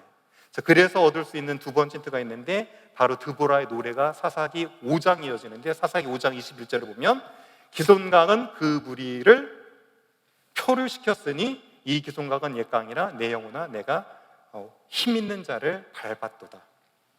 자, 두 번째 힌트가 무엇이냐면 기손강 때문에 표류했다라는 사실이에요. 자, 기손강이 더불어서 어디에 있었냐면 이스라엘 평야가 있었는데, 제가 이스라엘 평야는 어떤 평야라고 그랬어요? 충족도가 100m 이상 쌓여있는 기름진 땅이거든요. 이곳에 무엇이 내리면 큰일이 납니까? 비만 내리면 이렇게 돼요. 자, 이게 기손강의 모습이고 그 주변에 비가 내린 모습이거든요. 자, 비가 내리니까 어떻게 됐습니까? 완전히 출쩍출쩍 진흙탕이 된 거죠. 자, 그러니까 이 진흙탕에서 병거가 달릴래야? 달릴 수가 없겠죠? 그러니까 어떻게 해요? 죽기 살기로 내려가지고 도망을 하는 것이죠. 하나님께서는 기손강과 그 비를 통해서 비옥한 태적토의 그 내린 비를 통하여서 병거를 무엇으로 만들으셨어요? 무용지물로 만드셨어요. 그들은 갑옷을 입고 있었고요, 무거운 칼을 들고 있었지만, 그리고 모든 것을 다 이겨버릴 수 있는 철병거를 가지고 있었지만 그것은 모두 무용지물이 됐다는 사실이에요. 하나님께서는 세상의 전쟁에서 이길 수 있을 것 같다고 생각하는 여러분이 모아놓은 것을 한순간에 무용지물로 만드실 수 있어요. 여러분, 그것에 목매지 마세요. 이것만 있으면 내가 전쟁 이길 수 있을 것 같다, 이 정도는 있어야 내가 그래도 어떤 시련이 와도 이길 수 있겠다. 물론 그걸로 이길 수도 있겠지만 하나님께서는 그것을 일순간에 무용지물로 만들어 버리실 수 있다는 사실이에요. 자, 이제 이 전투를 지도로 한번 그려볼 텐데, 제가 나누려던 지도 있죠? 지도를 한번 펴보시죠. 자, 지도를 보시면 지난주에 저희가 이곳에 이렇게 사사들을 다 기록을 했어요. 자, 이거 말고 접어서 보시면 역대 사사 알림표 옆쪽에 보면 무엇이 있습니까? 이쪽에 드보라와 기드온 지도 이렇게 있죠. 자, 이 지도를 이제 펴시고 하시는데, 이 지도는 정확히 이 구역을 뜻하는 거예요. 이 구역 중에서 그 다음에 작은 원은 어디냐면 주로 오늘 드보라와 시스라 군대 장관이 전투했던 전투 장소가 저곳입니다. 자, 이 지도를 가지고 이제 이곳으로 확대를 하는데, 확대해 보면 이렇게 되겠죠. 자, 이곳에 펜을 가지고 이제 그려보시는 거예요. 방금 설명드렸던 것을 한번 눈으로 그려보는 거예요. 자, 다볼산에다가 한번 동그라미를 쳐보시고 그 다볼산 밑에다가 이제 뭐라고 쓰시냐면 드보라라고 써보세요. 될 수 있으면 이 위치를 지키시는 게 좋은 게 이 지도를 한 번 더 쓸 거거든요. 그러니까 한번 여기에다가 다볼산에다가 동그라미를 쳐보시고 드보라 이렇게 한번 써보시고요. 자, 조금 빠른가요? 예, 괜찮으시죠? 자, 두 번째, 이쪽에 보면 다낙, 무깃도 바로 옆에 다낙이 있거든요. 아까 제가 사진 찍은 곳이 무깃도라고 그랬죠? 그 옆쪽으로 보면 다낙이 있는데 거기다가 색깔이 다른 펜이 있으면 다른 펜을 한번 써보십시오. 다른 펜. 똑같은 색깔밖에 없다면 어쩔 수 없지만 다른 색이 있으면 거기다가 쳐보시고 이번에 뭐라고 쓰냐면 가나안군 뭐 이렇게 써보시면 돼요. 가나안군. 가나안군이 즉 하소랑 야빈의 시스라 군대를 뜻합니다. 한번 가나안군 써보시고 하나님께서 다볼산에서 내려가라고 해서 내려왔죠. 더불어서 이제 가나안국은 진격을 하게 되는 거죠. 자, 그래서 색깔 다른 펜으로 이렇게 해보시고 이 전쟁이 펼쳐진 곳이 어디냐면 바로 이곳 이스라엘 평야에서 전쟁이 펼쳐지는 거예요. 그래서 그 이스라엘 평야에다가 싸움을 뜻하는 별표를 한번 해보시거나 아니면 여러분 나름대로 싸움 표시를 해보시고 이 싸움에서 결과가 어떻게 됐습니까? 드보라군이 대승을 거두죠. 자, 그래가지고 쫓겨나기 시작합니다. 그래서 가나안군이 도망가는 것을 표현하니까 파란색으로 이렇게 화살표를 한번 해보시고 이들을 추격합니다. 추격하는 화살표는 화살표 머리가 두 개예요. 이렇게. 자, 그래서 추격해서 한 번, 두 번 이렇게 해서 화살표 머리를 두 번 해가지고 퇴각하는 가나안군들을 쫓아서 추격했다라는 의미를 뜻하고요. 재밌는 것은 무엇이냐면 정확한 위치를 알 수 없지만 야엘의 장막의 위치를 학자들은 한 이 정도 봅니다. 그래서 보시면 사하나임 상수리 나무 이렇게 되어 있는데 그곳에 야엘, 갈릴리 바다 밑쪽에 야엘 이렇게 쓰시는데 시스라는 모든 가나안군이 퇴각하는 반대 방향으로 도망갔어요. 자, 그래서 이렇게 야엘이 있던 텐트 쪽으로 도망가게 되죠. 이것을 시스라가 이렇게 도망갔고 이것을 쫓은 사람들이 이스라엘 군 뭐 이렇게 됩니다.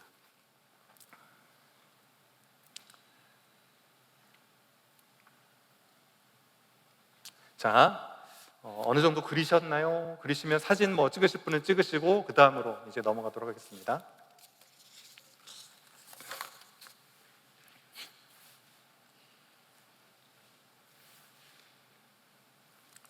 자, 되셨죠? 그 다음으로 넘어가겠습니다. 그 다음 스토리 이제 기드온입니다.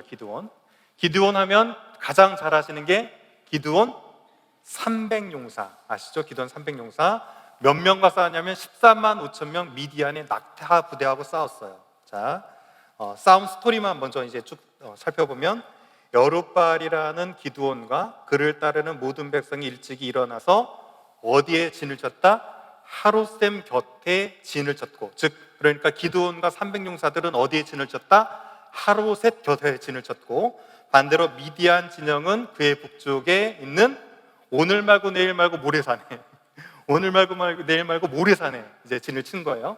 자, 이것을 이제 다시 한번 이렇게 사진으로 한번 보여주면 하루셈이 어디냐면 길보아산 이 끝자락, 길보아산 길게 보이는 길보아산의 북쪽이 하루셈입니다. 자, 그래서 이곳에 이스라엘이 기드온 300용사 진을 쳤고요. 그 다음에 미디안은 어디 진을 쳤다고 그랬죠? 오늘 말고 내일 말고 모래산. 자, 기드온이 여기 진을 쳤고 그 다음에 미디안은 이렇게 맞은편 모래산 쪽에 진을 쳤어요. 자, 사진으로 들어오셨죠? 자, 바로 지도를 꺼내시고요. 지도로 한번 그려봅니다. 자, 지도로 그려놓고 이제 스토리를 한번 전개하면서 마무리할 건데, 자, 아까 그렸던 지도예요. 잘 보시면 하루셈이라고 있어요. 저쪽에 길보아산 있는 길게 보이는 길보아산 밑에 하루셈이라 있는데 거기에다가 기드온 쓰고 네모나게 박스를 쳐보시면 되고요. 자, 그 다음에 기드온이라고 쓴 맞은편 바로 쪽에 보면 빨간색으로 제가 모래산 써놨어요. 자, 거기에다가 미디안 이렇게 써보세요. 모래산 위에다 미디안 쓰고 박스를 쳐보시고요.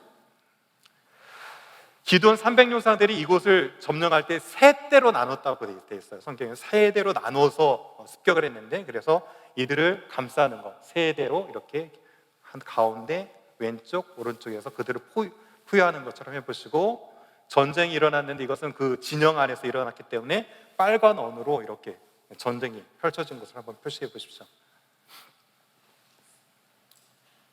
자, 그리고 여기에서 기드온이 대승을 거두게 되고 미디안은 요단강을 넘어가지고 저쪽 요단 동편으로 도망을 가거든요.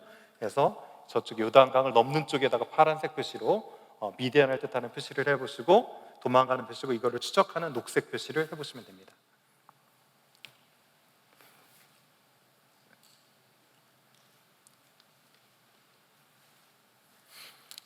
자, 대략 그리셨죠?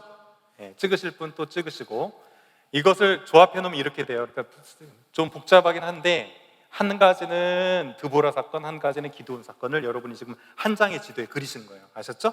자, 이제 본격적으로 기드온 300용사 얘기로 넘어가 봅니다. 자, 하나님의 무기는 이상하게 수를 줄이는 무기였어요. 그래서 13만 5천 명이라고 하는 미디안의 군대가 있었는데 몇 명으로 줄이기 시작하냐면 그들이 처음 있었던 게 3만 2천 명입니다.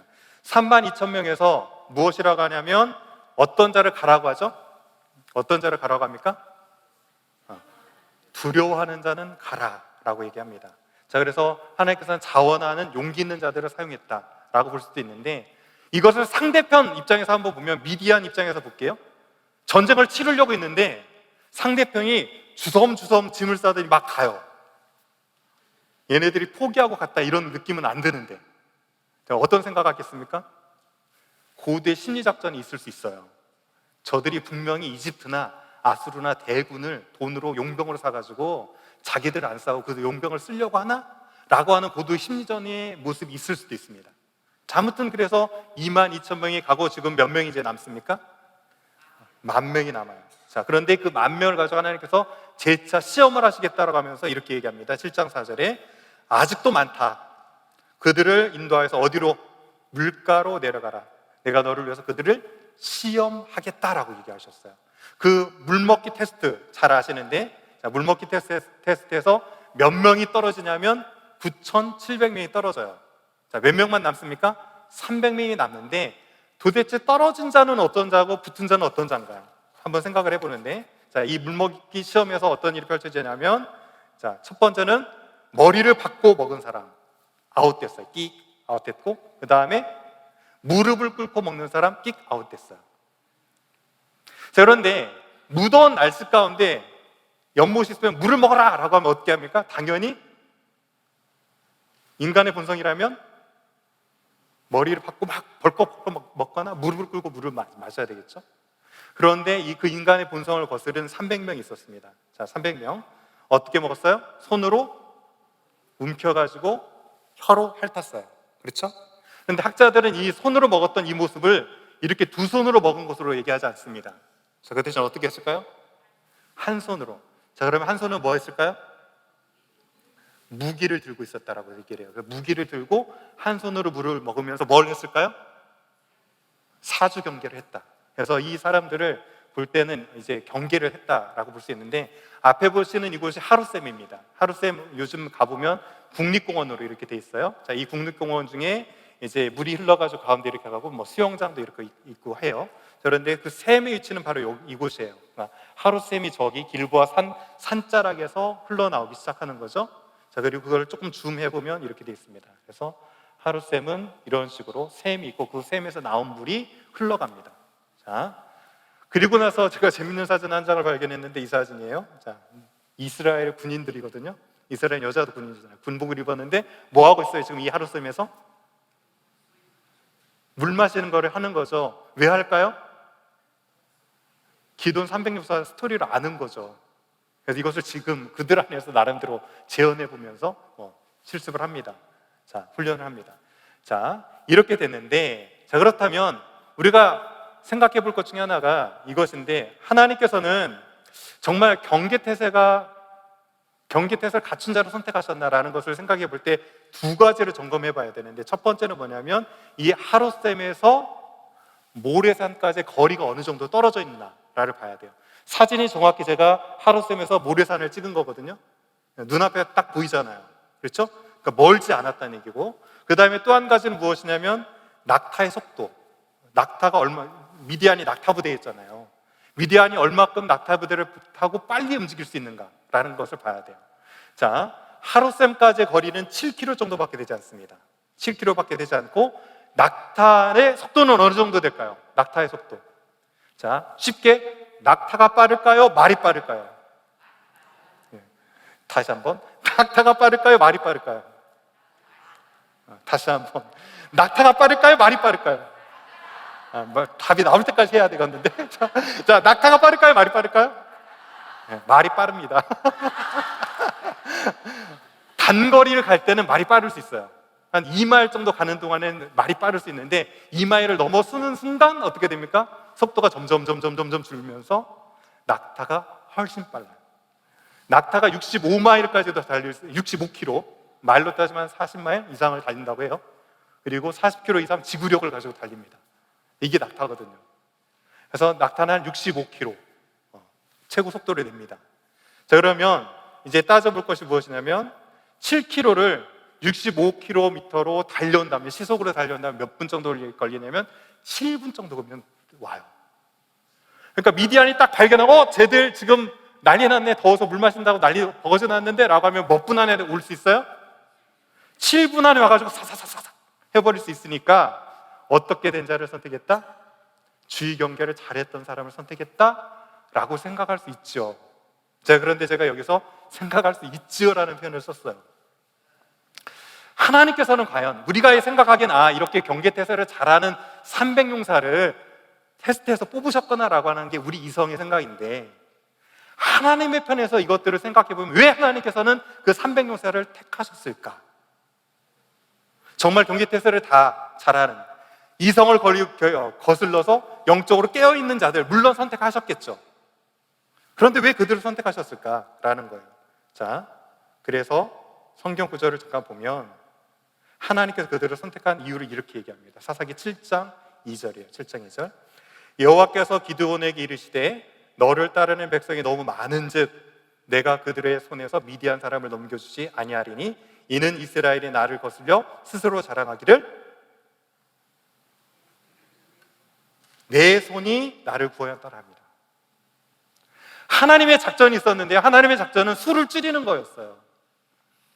왜 그랬냐면 그들이 많으면 하나님께서 구원하셨다는 이 사인을 보지 못한 채 본인들이 본인 손으로 구원했다라고 여길까봐. 그래서 제가 생각하기에는 만약에 머리를 쳐박고 개처럼 물을 먹은 사람이 200명이었다라고 하면 하나님은 누구를 선택했을까요? 주의 경계를 잘 셌던, 손으로 물을 떠먹었던 300명을 평가하고 누구를 선택했을까요? 200명이었던 자들을 선택하셨을 거예요.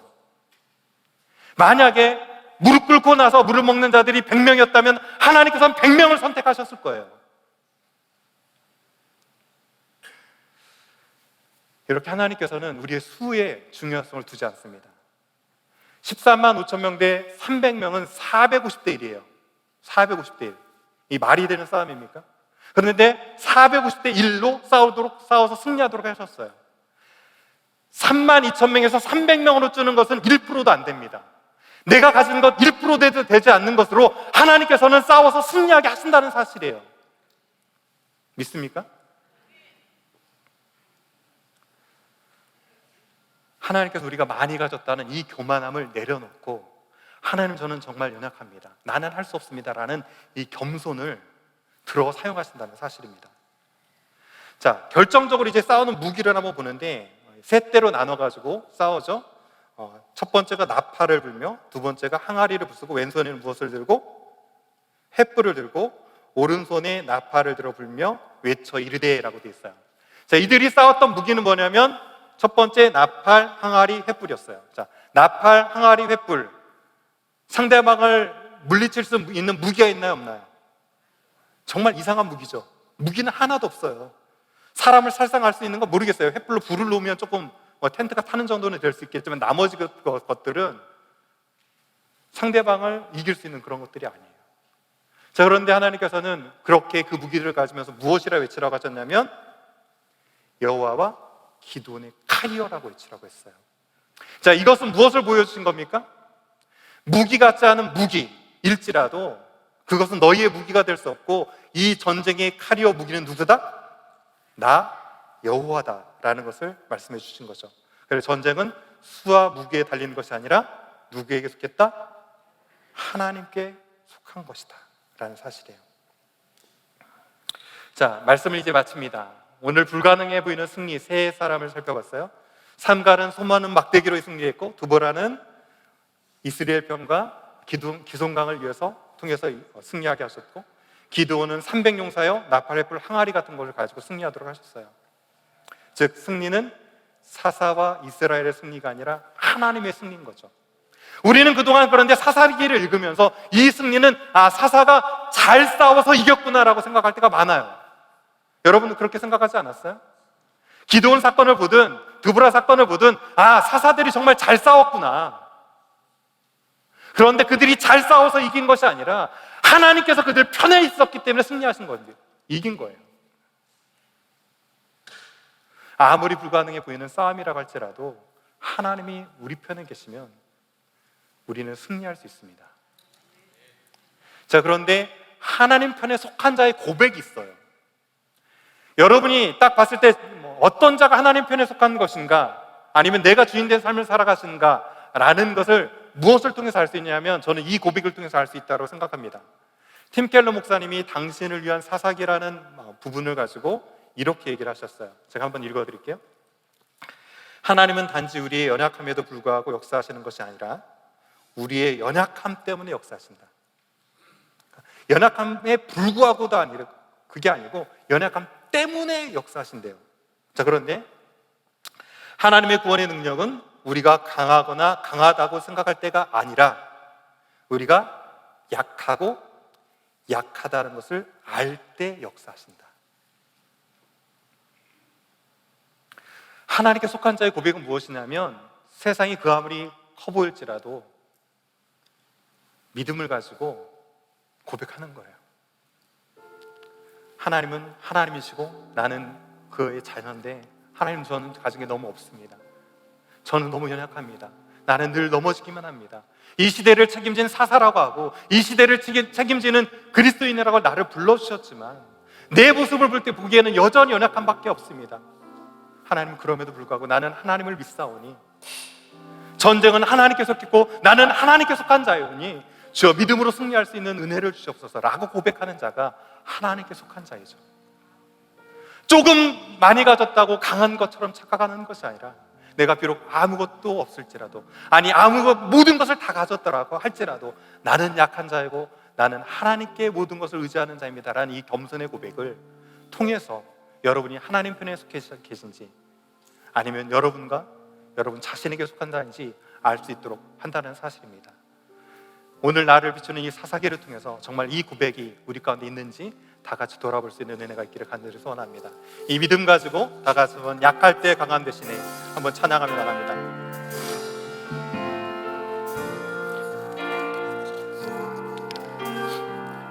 약할 때 강함 대신에, 약할 때 강함 대신에 나의 보배가 되신 주 나의 모든 것. 다시 한번 약할 때 강함 대신에 나의 보배가 되신 주 나의 모든 것. 주 안에 있는 그 생명의 보물을 포기하지 않겠습니다. 주 안에 있는 보물을 나는 포기할 수 없네. 주 나의 모든 것. 예수 어린 양,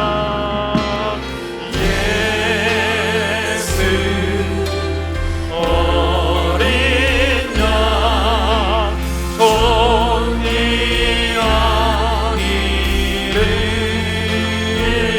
예수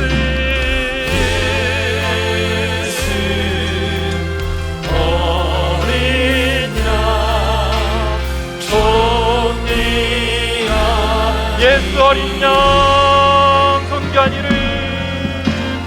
예수 어린 양,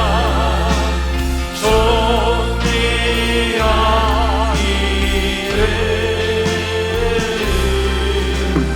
예수 어린 양, 존귀한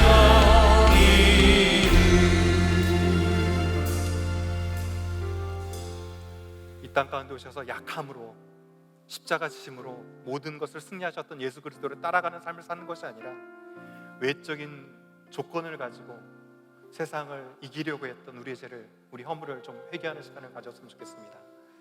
세상의 야국 강식의 세상을 따라서 강자 앞에서는 한없이 비굴해지고 약자 앞에서 한없이 허세를 부리는 모습이 우리 가운데 있었다면 저 우리를 용서하여 주옵시고, 이성과 인간적인 계산으로 모든 것을 계산하면서 마치 그 싸움을 내가 이길 것처럼 판단하거나, 아니 이 싸움은 내가 싸서 절대 이길 수 없다라고 속단했던 우리의 죄악들을 회개하고, 이제는 하나님만을 신뢰함으로, 하나님이 나의 주가 되시고 하나님이 내게 아버지 영적인 무기가 되어줘서 하나님만을 의지하는, 하나님만을 바라보는 믿음으로 승리하는 그런 싸움 싸우겠습니다 하는 마음 가지고 다 같이 한번 주여 외치고 한번 기도했으면 좋겠습니다. 주여, 아버지 하나님, 아버지 하나님, 내가 예수를 믿는 예수 그리스도의 사람이라고 하면서도 예수의 방법이 아닌 희생 값이고 죽어 지신 그 방법이 아닌 내가 살아나고 내가 강하여져서 세상을 이기려고 했던 세상의 방법을 쫓았던 나의 모든 것들을 회개합니다. 아버지, 세상은 약육 방식으로 강자만이 승리할 것처럼 아버지 세상을 살아가는데 나 또한 그 모습을 쫓아서 강자 앞에서는 한없이 수고해지고 아버지는 오히려 약자 앞에서는 한없이 허세를 떨었던 나의 모습이 있다면 그 용서하여 주길 간절히 소원합니다. 나의 죄악과 나의 허물을 지어서 아버지 내려놓으며 회개합니다. 아버지, 그렇습니다. 전쟁은 하나님께서 한 것이기에 이제 아버지 이성과 이성적인 아버지 계산을 가지고 싸우는 것이 아니라 주님을 신뢰하는 믿음으로 싸울 수 있는 저희들이 되어질 수 있도록 주님 붙들어주셔서 주님께서 하시면 아무것을 인정하며 사며 말씀이 내가 내 검이 되어 수 있도록 엎드려주시고 예수 그리스도를 주로 신뢰하는 그 믿음을 가지고 살아갈 수 있게 하는 일어나는 간절히 소원합니다. 주 함께 하소서. 주님 붙들어주시길 간절히 소원합니다. 주 함께 하여 주옵소서. 주님을 붙들어주옵소서. 주님 함께 하여 주옵소서. 예수 어린 양 존귀한 이름 찬양합니다. 예수 어린 양, 예수 어린 양, 예수 어린 양, 능력의 이름, 능력의 이름, 예수 어린 양, 능력의 이름, 어린 양, 능력의 목이 마르고 위에 줄이니 목이 마르니 목이 줄이고 목이 마르니 성령의 기름 부소서. 위에 줄이고 목이 마르니 내 잔을 채워 주소서. 다시 한번 위에 줄이고 목이 마르니 위에 줄이고 목이 마르니 성령의 기름 부소서. 위에 줄이고 목이 마르니 내 잔을 채워 주소서. 하나님, 그렇습니다. 내가 세상의 것이 있어서 살아갈 수 있는 것이 아니라 정말 주님의 주님의 은혜가 있으면 살아갈 수 있습니다 하는 마음 가지고 좀 우리 자신을 돌아보며 기도했으면 좋겠습니다. 예수 그리스도의 주되심을 선포하면서 기도합시다. 약할 때 강함 되시는 주님, 십자가로 죄를 사시고 우리에게 생명 불어주시는 주님, 우리 가운데 보배가 되신 주님, 그 존귀한 이름, 능력의 이름을 살게 하여 주옵시고, 우리의 연약함, 육체적인 연약함이 됐든 한치 앞도 내다보지 못하는 영적인 어둠이 됐든 우리가 강하다고 착각하는 교만함이 됐든 이 모든 연약함을 주 앞에 고백하며 인정하오니 주님 이 시간 역사하여 주셔서 약할 때 강함 되시는 그 능력을 가지고 세상을 담대히 이길 수 있는 이 시간 약함이 우리의 강함이 되시고 우리의 아버지의 썩어짐이 주님의 살아남이 되어줄 수 있는 귀한 은혜로 낚아서만 하는 마음 가지고 다시 한번 주여 외치고 주여 은혜를 베풀어 주옵소서, 주여 긍휼을 베풀어 주옵소서 하는 마음 가지고 주여 외치고 다 같이 한번 기도합니다. 주여 아버지 하나님, 주님 들었습니다. 주님, 주의 약함이 아버지의 강함됨을 주장하는 이름으로 고백합니다. 아버지, 우리 교단과 우리 성도 살지 않습니다. 예수 그리스도 붙들고 살아갈 수 있는 저희들이 여길 수 있도록 세상의 것들이 없어서 우리가 중요하지 못하지 못합니다. 바로 주님을 우리의 주님으로 고백하지 못하였던 우리 믿음 없기 때문에 우리가 세상에 넘어지고 실패했던 것을 바라보며 아버지 하나님 주여, 우리 약함에도 불구하고 약할 때 그것을 인정하고 나가는 우리의 모습을 우리 육체적인 연약함을 고백하며 나갑니다. 주여, 우리를 새롭게 하여 주옵소서. 영적인 어둠 가운데 깨어나게 하여 주옵소서. 아무래도 우리가 살아나고 이것만 지으면 될 것 같다는 생각보다 이 교만함을 물리쳐 주셔서 겸손함으로 약함으로 승리하시는 저희들이 되어줄 수 있도록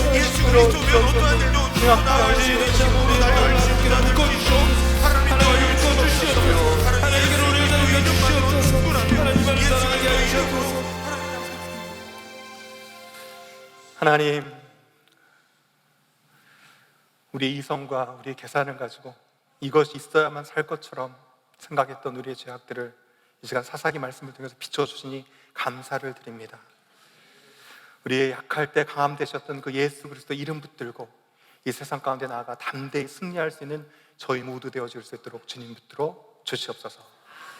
지금 우리의 대장 되신 예수 그리스도의 은혜와 그 아들을 내어주기까지 하시면서 우리를 죄악 가운데 건져주셨던 하나님 아버지의 직하신 사랑과 오늘 또 믿음으로 이 세상 가운데 나아가 담대히 승리할 수 있도록 도우시는 성령 하나님의 요령동 충만하심이 오늘 말씀을 통해서 우리 자신을 돌아보고 다시금 믿음으로 결단하며 이 자리를 떠나는 베델의 온 성도들과 온라인 예배를 통해서 동일한 은혜로 결단하며 기도한 모든 성도들 위해 이제로부터 영원토록 함께 있을지어다. 아멘.